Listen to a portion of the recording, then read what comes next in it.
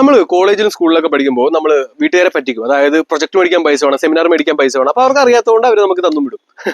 ഇത് തന്നെ എക്സാക്ട് ഇതിന്റെ തന്നെ ഒരു ഹ്യൂജ് സാധനമാണ് ഈ പറയുന്ന സുന്ദർ പിച്ചയും ഈ പറയുന്ന എലോൺ മസ്കും ഡൊണാൾഡ് ട്രംപ് എല്ലാം നമ്മുടെ ഇന്ത്യ എന്നുള്ള മഹാരാജ്യത്തിൽ കാണിച്ചത്. കാരണം അറിവില്ലാത്ത 60-70 വയസ്സുള്ള പൊളിറ്റീഷ്യൻസ്, ഇംഗ്ലീഷ് പോലും അറിയാൻ പാടാത്ത ആൾക്കാരുടെ മുമ്പിൽ പോയിട്ട് അവർ കുറെ പറയും ഞങ്ങൾ എ സെന്റർ തുടങ്ങാൻ പോണേ. ഇപ്പൊ വിശാഖപട്ടണത്ത് എ സെന്റർ തുടങ്ങാൻ പോണേണ്. അതിന്റെ ഏറ്റവും ഇനിഷ്യൽ ആയിട്ടുള്ള കാര്യം വേറൊന്നുമല്ല, ആ ഒരു ഇന്ത്യയുടെ ഭൂമിയുടെ അടിയിലെ വെള്ളം കംപ്ലീറ്റ് ആയിട്ട് തീർക്കണം.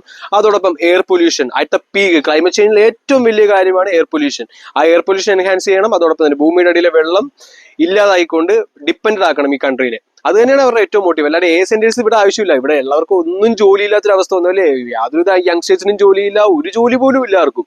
10,000-15,000 രൂപ മാക്സിമം ജോലി കിട്ടുന്നു. കുറെ പേര് പുറത്തും പോയി പാവങ്ങൾ കിടക്കുന്നു, അവരെയും കുറച്ച് കഴിയുമ്പോൾ ഇങ്ങോട്ട് വിടും.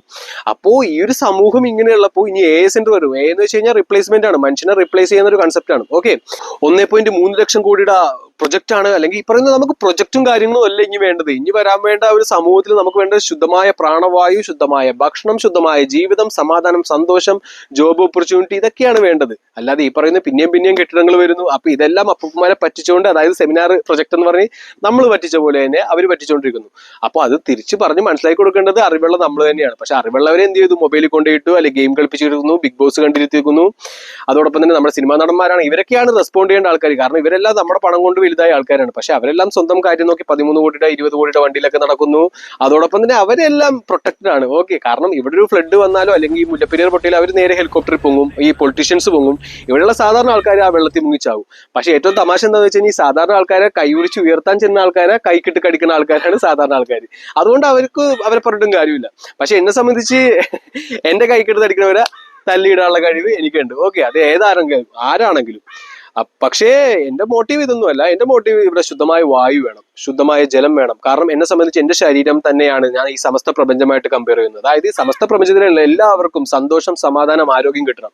അത് എങ്ങനെ കിട്ടും എന്നുള്ളതും 18 പോയിന്റ്സ്, വെറും 18 പോയിന്റ്സ് ഈ ഒരു ലോകത്ത് ചെയ്തു കഴിഞ്ഞാൽ ഇവിടെയുള്ള എല്ലാവർക്കും സമാധാനം, സന്തോഷം, ആരോഗ്യം, ശുദ്ധമായ വായു, ശുദ്ധമായ ജലം, ശുദ്ധമായ ഭക്ഷണം. അതായത് ഭാവി തലമുറ പെർഫെക്റ്റ് ആയിട്ട് പോകും. ജസ്റ്റ് ഒരു 18 കാര്യങ്ങൾ.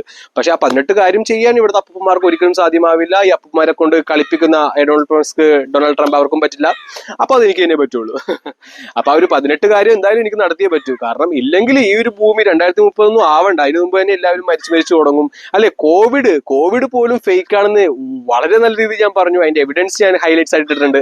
എന്നിട്ട് പോലും മനസ്സിലാക്കാത്ത ഒരു കൂട്ടം ആൾക്കാർ. അതായത് വിഡ്ഢികളെ ഒരിക്കലും ബുദ്ധിമാനാക്കാൻ പറ്റില്ല. വിഡ്ഢികളെ നമുക്ക് ഫോളോ ചെയ്യിപ്പിക്കാം, ഇങ്ങോട്ട് വാടാന്ന് പറഞ്ഞ് ഫോളോ ചെയ്യിപ്പിക്കാം. അപ്പൊ അത് തന്നെ ചെയ്യേണ്ട ആവശ്യം.